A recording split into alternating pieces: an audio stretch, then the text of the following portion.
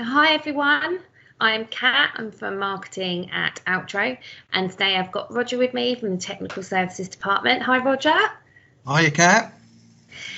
We've had quite a few questions coming in recently around some of our products, and particularly with temporary installations being in mind. So we're going to go through those questions today, and then Roger's going to help us out with some of the answers. So the first question we've got, Roger, is what type of products could I use for temporary installations? Well, Altro are really good for this because we actually make an adhesive-free product. A few products, which is our Express Lay, which we've been making for years, and our Cantata. These would be absolutely perfect for this installation. Obviously, that's on the floors, and for the walls, you could obviously use our White Rock hygienic finish products as well, but there would have to be temporary walls installed because the product's not stable enough to support itself.